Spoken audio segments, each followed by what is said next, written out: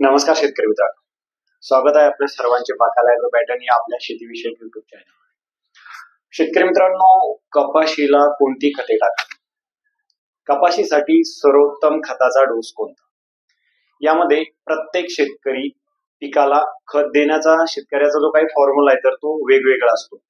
शेतकरी मित्रांनो, कपाशीची vegetative growth आणि रिप्रोडक्टिव्ह ग्रोथ चांगली व्हावी, म्हणजेच पिकाच्या वाढी बरोबरच झाडावर पाते, फुलं आणि बोंडांची संख्या ही लागावी, त्यासाठी कापूस पिकाला संतुलित पोषण तत्वाचा डोस देणे हे गरजेचे असते.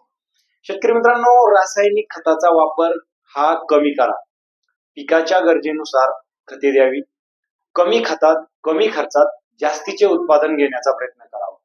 तर कापूस पिकाला कोणती खते द्यावी या माहितीसाठी हा व्हिडिओ शेवटपर्यंत पहा. तसेच शेतकरी मित्रांनो, तुम्ही कपाशीला कोणती खते देता आणि कोणत्या कॉम्बिनेशन मध्ये देता कमेंट मध्ये कळवायला विसरू नका.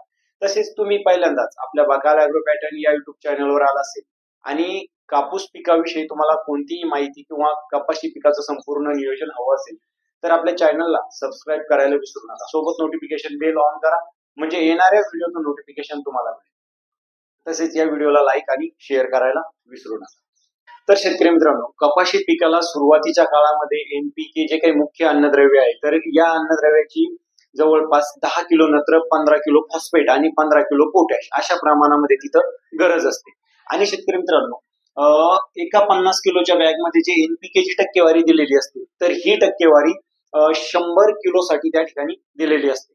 तर अतिशय सरळ, साध्या आणि सोप्या भाषेमध्ये या ठिकाणी मी तुम्हाला काही खतं, त्या खतातले घटक आणि त्याचे कॉम्बिनेशन या ठिकाणी सांगण्याचा प्रयत्न करतो. आणि त्यानंतर व्हिडिओच्या शेवटी शेतकरी मित्रांनो, या खतापैकी कपाशी पिकासाठी सर्वोत्तम खत कोणतं आहे ते आपण जाणून घेणार आहोत. तर शेतकरी मित्रांनो, या ठिकाणी पहिलं जे खत आहे तर ते आहे 20-20-0-13, म्हणजे याच्यामध्ये 20% नत्र, 20% फॉस्फेट, 0% पोटॅश आणि 13% जे तर सल्फर आहे. मग तुम्हाला जर कपाशी पिकाला 20-20-0-13 या खताचा सुरुवातीच्या काळामध्ये वापर करायचा असेल तर शेतकरी मित्रांनो, जसं आपल्याला मी सुरुवातीला तुम्हाला सांगितलं की आपल्याला 10 किलो युरियाची त्या ठिकाणी गरज आहे, 15 किलो फॉस्फेटची गरज आहे आणि 15 किलो पोटॅशची गरज आहे. तर याच्यामध्ये शेतकरी मित्रांनो 20% नत्र म्हणजे याच्यामध्ये 10% युरिया त्या ठिकाणी आहे, म्हणजे नत्राचं प्रमाण जे तर ते योग्य आहे, म्हणजे पाहिजे तेवढं नत्र या ठिकाणी आपल्याला या खतामध्ये मिळतं.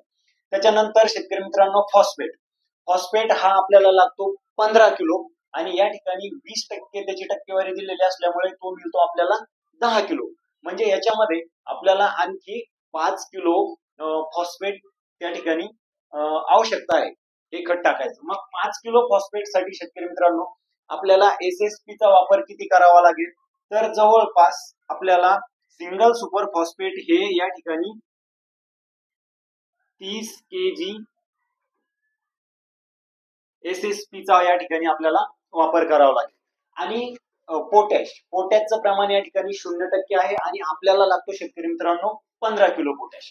आणि एका 50 किलोच्या पोटॅशच्या बॅग मध्ये 30 किलो पोटॅश मिळतो, तर आपल्याला इथं 15 किलो पोटॅश लागतो, म्हणजे जवळपास आपल्याला 25 kg पोटॅश या ठिकाणी घेणं गरजेचं आहे. म्हणजे 20-20-0-13 खत द्यायचे झाल्यास त्याच्यामध्ये 20-20-0-13 सोबत 30 किलो SSP म्हणजे सिंगल सुपर फॉस्फेट आणि 25 किलो पांढरा पोटॅश अशा पद्धतीनं हे कॉम्बिनेशन मिक्स करून दिल्यास या खताचा चांगला रिझल्ट तुमच्या पिकाला हा येतो. अन्यथा या खताचा जर तुम्ही सरळ वापर केला तर पाहिजे तसा परिणाम हा मिळत नाही. त्यानंतर शेतकरी मित्रांनो, दुसरं जे खत आहे तर ते आहे 12-32-16, म्हणजे NPK याच्यामध्ये 12% नत्र, 32% फॉस्फेट आणि 16% पोटॅश आहे. तर याच्यामध्ये 12चं आपल्याला 6 केलं, 6 किलो युरिया याच्यामध्ये मिळतो आणि आपल्याला युरियाची गरज आहे 10 किलो. तर याच्यामध्ये शेतकरी मित्रांनो युरियाचं म्हणजे नत्राचं प्रमाण वाढवण्यासाठी आपल्याला जवळपास 4 किलो युरियाची गरज आहे. तर 4 किलो युरियासाठी आपल्याला जवळपास याच्यामध्ये 8 kg जे तर युरिया मिसळणे गरजेचं आहे. दुसरा फॉस्फेट याच्यामध्ये 32% असल्यामुळे याच्यामध्ये 16 किलो फॉस्फेट मिळतो आणि आपल्याला गरज आहे ती 15 किलो फॉस्फेटची. त्याच्यामुळे फॉस्फेट हा या ठिकाणी व्यवस्थित आहे.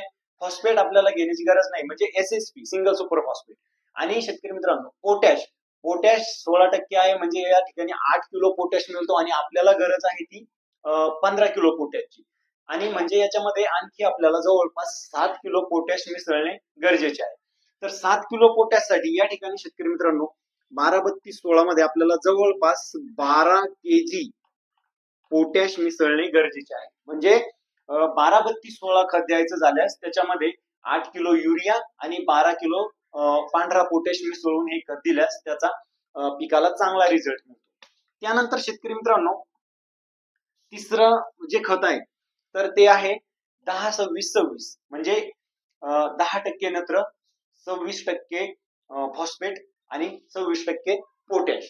म्हणजे याच्यामध्ये आपल्याला 5 किलो युरिया मिळतो, 13 किलो फॉस्फेट आणि 13 किलो पोटॅश मिळतो.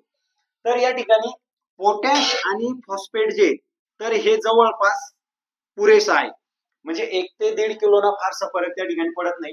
परंतु नत्र केवळ 5 किलो असल्यामुळे शेतकरी मित्रांनो याच्यामध्ये आपल्याला 5 किलो नत्र अजून मिसळणे गरजेचे आहे. मग त्याच्यासाठी आपल्याला जवळपास 10-26-26 मध्ये 10 किलो युरिया हा मिसळणे गरजेचे आहे 10-26-26 मध्ये. त्यावेळेस या खताचा एकदम चांगला रिझल्ट हा मिळतो. त्यानंतर शेतकरी मित्रांनो पुढचं जे खत आहे तर ते आहे 15-15-15, म्हणजे 15% नत्र, 15% स्फुरद आणि 15% पालाश. म्हणजे याच्यामध्ये आपल्याला 7 किलो युरिया मिळतो, जवळपास 7.5 किलो. त्यानंतर 7.5 किलो मिळतो फॉस्फेट आणि 7.5 किलो मिळतो पोटॅश. आपल्याला गरज आहे ती 10 किलो युरियाची, 15 किलो फॉस्फेटची आणि 15 किलो पोटॅशची. मग याच्यामध्ये आपल्याला कोणकोणते खतं मिसळावं लागेल तर शेतकरी मित्रांनो याच्यामध्ये आपल्याला जवळपास 7 ते 8 kg युरिया मिसळावं लागेल. त्यानंतर सिंगल सुपर फॉस्फेट जो SSP आहे तर हा मिसळावा लागेल शेतकरी मित्रांनो. जवळपास 7.5 किलो साठी आपल्याला 45 kg, म्हणजे जवळपास एक जो 50 किलोची बॅग आहे सिंगल सुपर फॉस्फेटची, ती या ठिकाणी आपल्याला याच्यामध्ये घेणं गरजेचे आहे. आणि या ठिकाणी 7.5 किलो पोटॅश आहे, तर आणखी 7.5 किलो पोटॅश साठी आपल्याला जवळपास 12 kg जो आहे तर पोटॅश याच्यामध्ये मिसळणं गरजेचं आहे 15-15-15 मध्ये. म्हणजेच 7 ते 8 kilo urea, 45 kilo single super phosphate आणि 12 किलो पांढरा पोटॅश. त्यावेळेसच 15-15 या खताचा जो रिझल्ट तर तो चांगला येऊ शकतो. त्यानंतर शेवटचं जे खत आहे शेतकरी मित्रांनो ते आहे 18-46, म्हणजे DAP. आता या खताचा वापर सुरुवातीच्या काळामध्ये आपल्याला बिलकुल करायचा नाहीये. DAP चा वापर हा आपल्याला कपाशी पिकामध्ये जवळपास 60 दिवसाच्या नंतर करायचा आहे, किंबहुना 70 दिवसाच्या नंतर सुद्धा तुम्ही त्या ठिकाणी करू शकता. तर DAP खतामध्ये तुम्हाला फक्त MOP मिसळणे गरजेचं आहे. म्हणजे जसं जसं आपलं कपाशीचं पीक हे वाढत वाढत जाणार आहे, म्हणजे त्याचं वय वाढणार आहे, त्याचे दिवस वाढणार आहे, जशी जशी कपाशीची भूक वाढणार तसे नत्राचं प्रमाण वाढत जायचं. आणि त्यामुळे 18-46 सोबत आपल्याला एक 50 किलो MOP 50 kg ची एक बॅग याच्यामध्ये मिसळून देणं गरजेचे आहे. आणि हे खत आपल्याला जवळपास, म्हणजे मी जसं सांगितलं की 50 ते 60 दिवसाच्या नंतर तिथं देणं गरजेचं आहे. आणि त्याच्यानंतर तुम्ही एक नत्राचा प्युअर नत्राचा डोस तिथं देऊ शकता. म्हणजे 80 ते 90 दिवसाच्या आसपास जवळपास आपल्याला 40 ते 45 किलो नत्र, म्हणजे जवळपास 2 युरियाच्या बॅग द्यायच्या आहे. आता शेतकरी मित्रांनो या ठिकाणी मी तुम्हाला खत, त्यातले घटक आणि ते देण्यासाठी त्याच्यामध्ये आणखी कोणकोणते घटक आपल्याला मिसळणं गरजेचे आहे ते बघितलं. म्हणजे जवळपास सर्वच खतं जे तर देण्यासाठी किचकट आहे, परंतु याच्यामध्ये सगळ्यात महत्वाचं जे खत आहे तर ते आहे शेतकरी मित्रांनो 10-26-26. याच्यामध्ये तुम्हाला सिंगल सुपर फॉस्फेट पोटॅश देणं गरजेचं आहे. याच्यामध्ये तुम्हाला युरिया पोटॅश द्यावं लागेल. याच्यामध्ये तुम्हाला urea single super phosphate potash द्यावं लागेल. आणि सिंगल सुपर फॉस्फेट आणि पोटॅश हा पावडर फॉर्म मध्ये असल्यामुळे दाणेदार खतात देताना शेतकरी मित्रांनो त्याचा त्रास होतो, ते देण्यासाठी खूप अवघड जातं. त्यामुळे 10-26-26 याच्यामध्ये सिंगल सुपर फॉस्फेट आणि पोटॅश मिसळण्याची बिलकुल गरज नाही. फक्त युरिया मिसळून हे खत जर तुम्ही दिलं तर त्याचा तुमच्या कपाशी पिकाला एकदम जबरदस्त रिझल्ट येतो. त्याच्यामुळे या सगळ्या खतांपैकी शेतकरी मित्रांनो कपाशीच्या पिकासाठी सर्वोत्तम खत जे आहे तर ते आहे 10-26-26. तर सुरुवातीच्या काळात 10-26-26 हे आपल्याला 50 केजी, दुसऱ्या डोस मध्ये जवळपास 60 केजी अशा पद्धतीनं, आणि जर तुम्ही तिसरा डोस देणार असेल तर 70 केजी, आणि त्यानंतर 18-46 प्लस एमओपी असं जर तुम्ही खताचं नियोजन कपाशी पिकाला दिलं तर एकंदरीत त्या खताचा तुमच्या कपाशी पिकाला चांगला फायदा होईल. आणि शेतकरी मित्रांनो, या व्हिडिओमध्ये तुम्हाला जर काही चूक वाटली किंवा शेतकरी मित्रांनो तुमच्या काही नवीन आयडिया असेल तर त्या कमेंटमध्ये नक्कीच कळवा, आणि या व्हिडिओला लाईक करून जास्तीत जास्त शेतकऱ्यांपर्यंत शेअर करा.